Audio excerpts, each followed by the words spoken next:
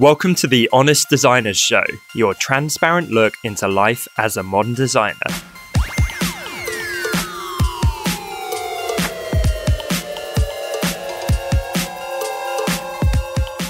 My name's Tom Ross and I'm the founder at designcuts.com, and this week I'm joined by American retro design expert Dustin Lee and the ever-talented South African illustrator Lisa Glantz.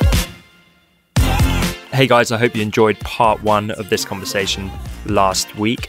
This week we are jumping straight back into that same conversation, talking about how no one in this crazy creative industry of ours really knows what they're doing. I have a question for you guys. This is what I live with, and I'm curious if you live with it. You're a curious man, Dustin. Curious George. And I'm curious if our listeners deal with this. I can right now think of a name that always feels like they're ahead of me. They are effortlessly doing it. Thomas. And I'm constantly feeling an anxiety over it. Do you guys feel like there's like some name or some sense of a name? Maybe you can't come up exactly with the name, but you feel like there's some sense of somebody. It's almost like a ghost if you can't think of the name, that is constantly just executing quickly and with ease, and they torment you in the back of your mind. Am I crazy, or do you feel that too? No. Yes. I've got two people in mind. Okay, for sure. 100% that gives you that feeling. Yeah. Yes. Oh, good. Mine isn't necessarily one person per se. It's more the field that I sell in, if that makes sense. So it's like a collective group. And it always seems like I need to be like, I don't know, faster, stronger, harder, quicker, better, all those things. I just started getting Kanye Daft Punk in my head. And, and doesn't that feel like that, connected to this whole perfection thing, that is the toxic, sensitive spot? I feel like thinking about inspiration in general and feeling like you're not quite there and you want to get across that bridge is fine. I feel like that person, whether they're a ghost or a group of people or a specific person that haunts the back of your mind and is like constantly whispering like a little demon on your shoulder. I'm doing, hey, while you're watching Game of Thrones reruns, I'm doing this. Yeah. You're like, F you, get out of my head. I hate you. Yes. Why don't you just go away and never come back? And I wish I could erase you from my brain like Eternal Sunshine of the Spotless Mind.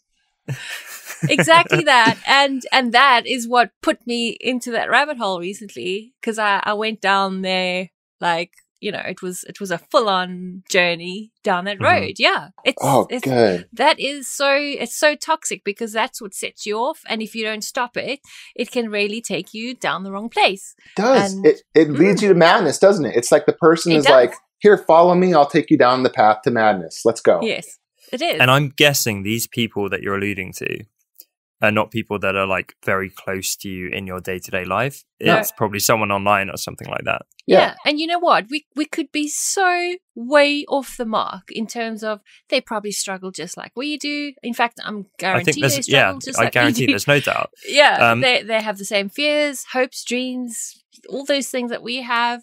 It's, they're no different. It's just that we have, for some reason, taken these things, people or whatever, and put them in this, like they're now controlling how we feel about our work and ourselves. And that's just insane. But it's natural. I guess we're all doing it, There's a book that I heard about recently on one of my favorite podcasts.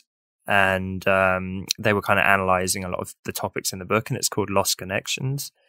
And it speaks at length about how as a society, there's been proven, we've kind of made ourselves unhappier because as a species, we're quite tribal.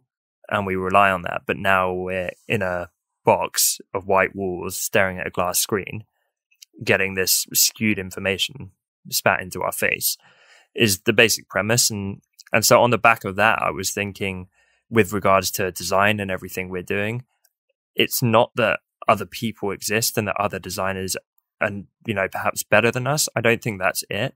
I think it's the passage through which we're consuming them. So imagine if there was a design collective we got to design side by side every day in person.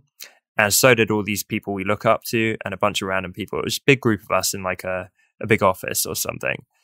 That would not trigger these feelings.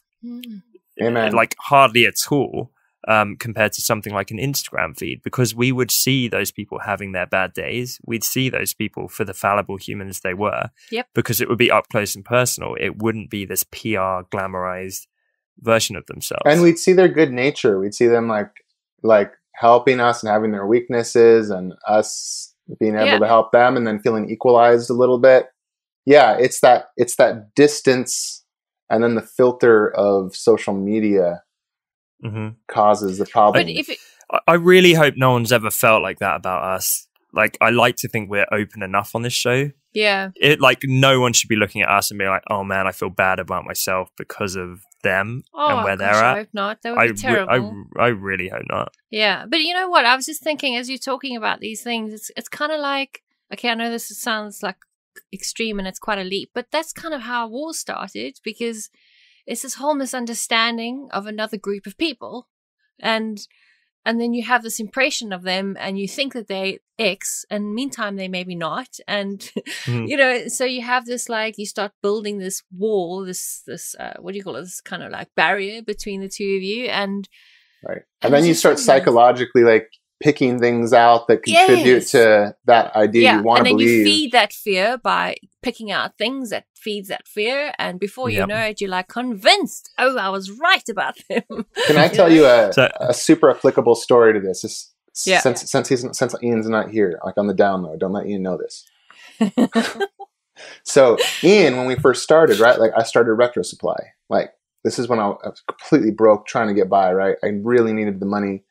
And then right after I started to get a little taste of like some money and like not being like struggling, then Vintage Supply came out. He called it Vintage Supply. And then like I wrote him. You know, I used to mix you guys up all the freaking time. Yeah, it was very when we worked with both of you. Literally, I was like, wait, which one am I talking to again? Yeah, it was very similar. I mean, and so anyways, he changed his to Vintage Design Co. But there was a certain day when they would announce products, and I think it was a Wednesday. Every Wednesday, I would wake up with a rock in my stomach because I would be like, what is Ian is he going to be in this thing today? Is he going to ruin my week with his thing that like is kind of like mine and is taking away my sales? And I demonized Ian, man. I mean, I just pictured this guy that was like, I couldn't remember. I pictured him not working that hard, knowing exactly where to find the right connections to make things happen. You know, things were just going real smooth for him and he was just busting it out. And then I'd spend the whole week like not going out, like when my family would go out, like trying to get things done, trying to beat him that week to start like pushing the boulder back up the hill again the next week. Yeah. And then we started this podcast. When we first started it, I was like a little unsure about him. Like I was okay with him. You know, I didn't not like him anymore. But I mean, then I got to know him and I was like, Ian's the sweetest man in the whole world.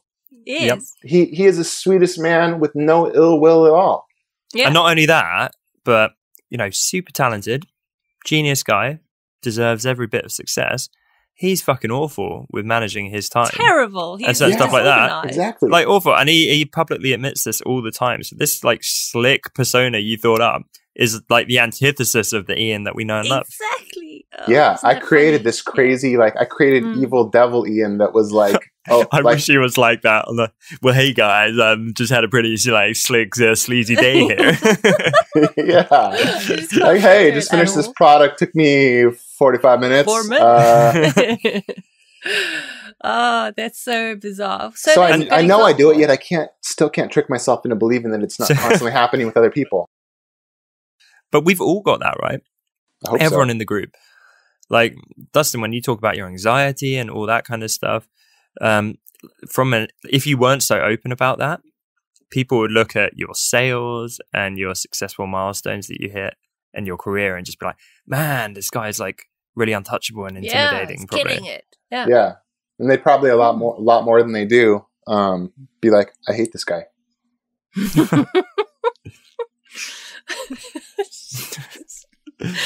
Okay, so two things. Hey, it would have been really cool if one of you guys said, "Hey, no one hates you. Stop that, guys." But no one said that. Everyone's just like, anyways, continue on.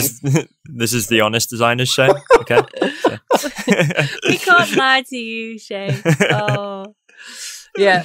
Oh my gosh. Yeah. So two things stood out for me. One is that I think we should all share more of our vulnerabilities and imperfections, and not in a moany way, not like some people do on social media where it's like, oh, like it's really shit today, like it's Monday, I got the whole week ahead. Like that's not sharing an imperfection, that's just being negative.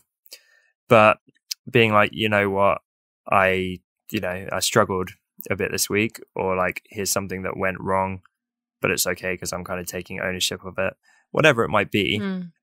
I think if more people did that, we would all kind of see each other for what we really are. And also, like, random side point, but collaborations. That gets you out of the echo chamber. And I see more and more people doing this. It's a great way to, create more interesting collaborative work, but equally, you get to know these people for real. You get to build some real friendships. We're collaborating on this podcast, but people do it all the time. Like, Sonia on Instagram, just drawing words. I see her regularly collaborating with other people. I doubt she's looking at those people being like, oh, they're so perfect and untouchable, and that makes me feel shitty about myself, you know? Yeah, totally. So okay, I got another analogy for this. This is a perfect one. We have our two cousins and two of my nieces in town right now, right? They're the same age as my girls.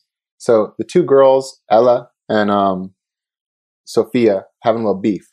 I don't know what it was about, but we worked it out, right? Everything was copacetic. Is that the word?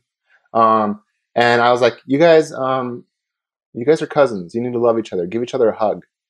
And when you say it, they're both not making eye contact, and one looks, the other looks, and they're both waiting for the other one to make the move. Right? Like no one wants to be the first to give the hug because they're afraid the other person will be like, "He's gonna see them as you're hot garbage. Get away." Yeah. And I feel like that's what it's like with a lot of people. We think people are so bad, and then when we go to actually be like, "Hey, I like you," like then they're like, "Oh, hey, you're nice. I like you too."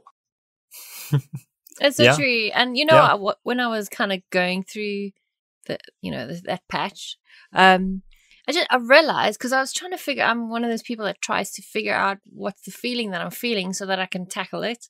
And I just realized that there's no more joy. Like there was no more joy that I felt every day waking up to go to my job. And that's horrible and scary. So it's that whole thing of like, this stuff takes out all the joy about doing things, doesn't it? It's like you're so busy comparing and going down that horrible place that you actually don't have fun anymore. And that's just, what's the point then, Yeah.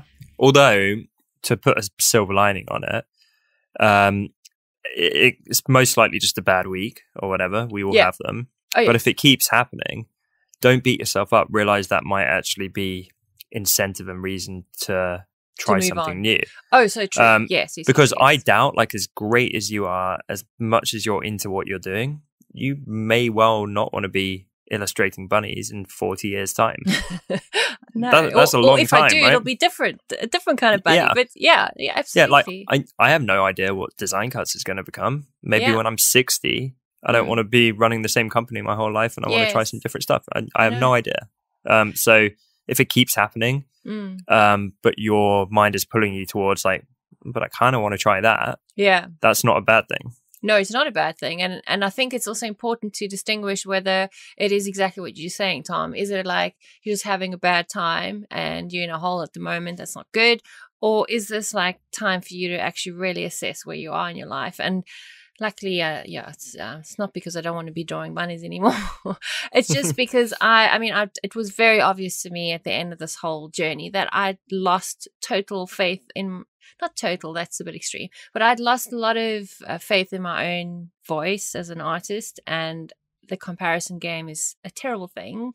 And I think because I was kind of overworked, it's obviously an accumulation of things. Because I was overworked, I'd also, drawing and everything became such a chore that I stopped enjoying it. And so it's that whole thing of knowing what to look for, and then knowing how you can fix it and how you can get out of it. And the number one thing for me was to give me a break in terms of, you're not perfect. You're gonna f up. You're gonna make mistakes. You're gonna, things are not gonna. But the main thing and the most important thing is to like trust in yourself and have fun doing it. I heard this quote that was something to the effect of a sign of wisdom is cheerfulness in the face of like challenges. Yeah. So it's like smiling at fear, basically. Being able to laugh at the stuff that's happening, and like when we're all talking, I find like we're laughing about it now. I think when I'm by myself, or you guys are probably like this too, when you're by yourself, it's easier not to laugh so much about it, but it really all is funny. Plus, that might freak out your family if they just walk into your room and you're sat in the dark laughing to yourself. Giggling. that vintage Supply Co. But just to realize like the silliness of it, like sometimes you get like, sometimes it takes a year and you have to look back a year later and then you're like, oh my gosh, I can't believe this created so much like 90210 drama for me. Yeah. I look back at Ian. I'm like, how many weeks did I waste? How many months did I waste looking at Ian Barnard's stuff on Creative Market and stressing out? And I'm just like, it was just all a waste. Yeah. Oh, that's the other thing. So I'm glad you brought that up, because I also realized that how much time I wasted, while you're in this whole comparison thing and you've lost your way, you waste so much time on either, trawling the internet, looking at other people that you think are better than you, or you actually waste so much time in your head because you're so up here that you actually don't know how to produce like the stuff that counts. And I mean, I had this whole thing. I can't draw. I can't do this. I can't do that. I spent days not being able to draw the simple thing.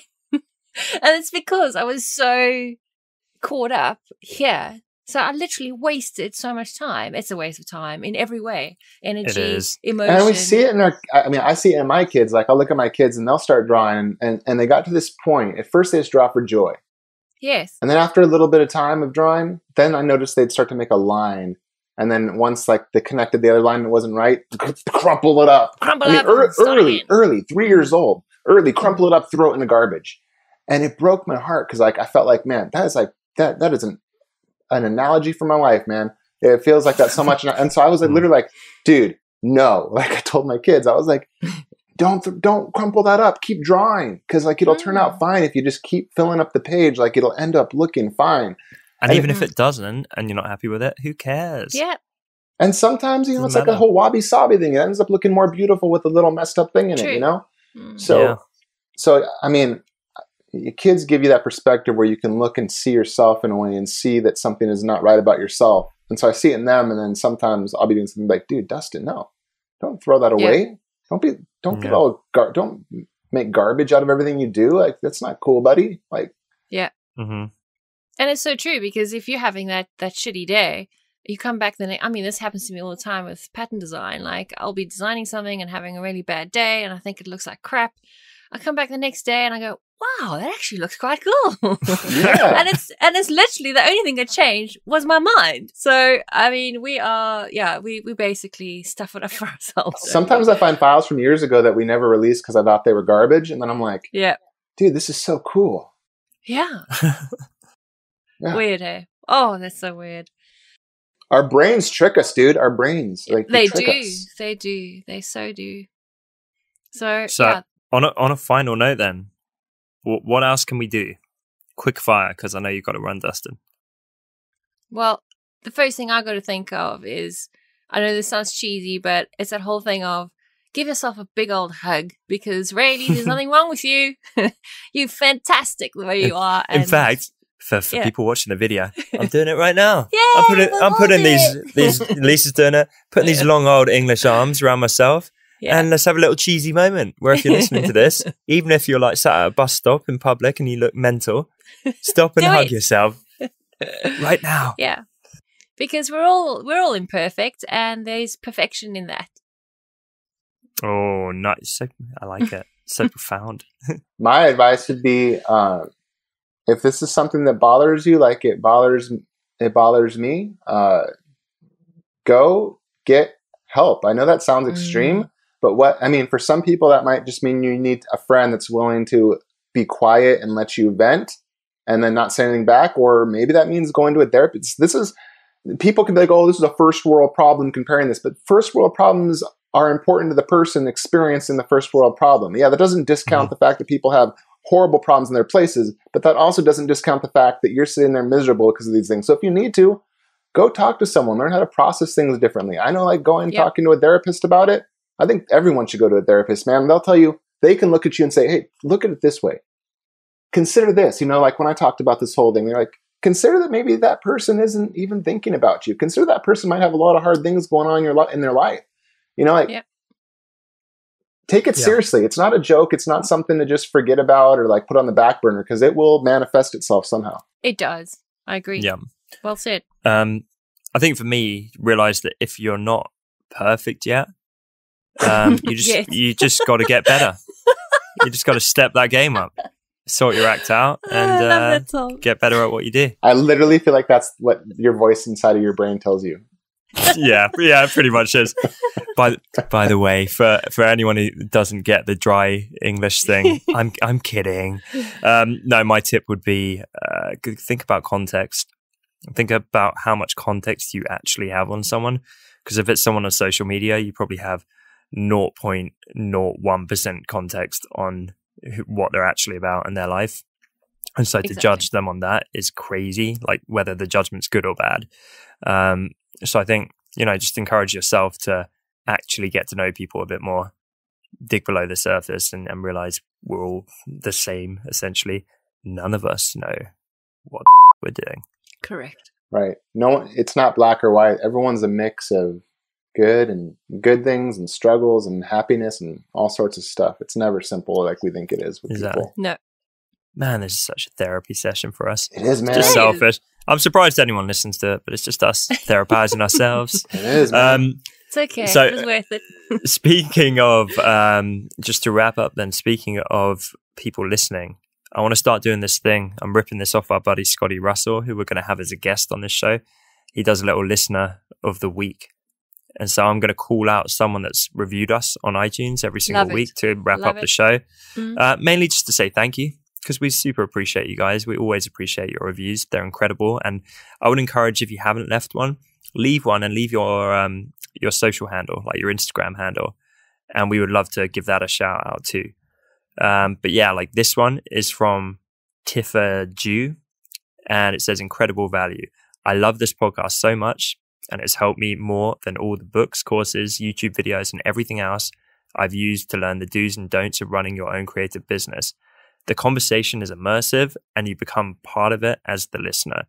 You come to know Tom, Lisa, Dustin, and Ian like friends, and you can't wait for the next episode. Oh, man. So Tifa Jew, like, is that a real review, or did you just make that up? That sounds so good. That is unbelievable. I couldn't make up something so good. And there's a bunch of them. I mean, yeah. Oh, guys, like I literally just saw this. We've officially crossed 250 5-star reviews. Dang. Which is that's insane. So thank you, everyone, guys like Tifa Jew, everyone else who listens, everyone who bothers to leave a review. We love you guys. We appreciate you showing up every week. We're so glad for anyone out there who's getting value from the show. Yeah. And you guys are the best. So yeah, I'm looking forward to like shouting out some more people from the reviews every week. And as I say, leave your social handle up in there and we'll give you a plug and maybe share it on like Instagram stories and stuff. Yeah, That was awesome. That's amazing. Cool. Thank you guys. And on that note, we'll see you next time. See ya. Ciao. Bye. Bye. Thanks so much for listening to this week's episode. As always, you can find full show notes over at honestdesigners.com or find us over on iTunes and now Spotify by searching for The Honest Designers Show. And remember, we're now on social media too, if you search for Honest Designers. If today's episode helped you, then it would mean the world to us if you took just a moment to leave us a quick review over on iTunes, as this is one of the best ways for other designers to discover the show. Thanks again for tuning in, and we will see you next week right here on The Honest Designers Show.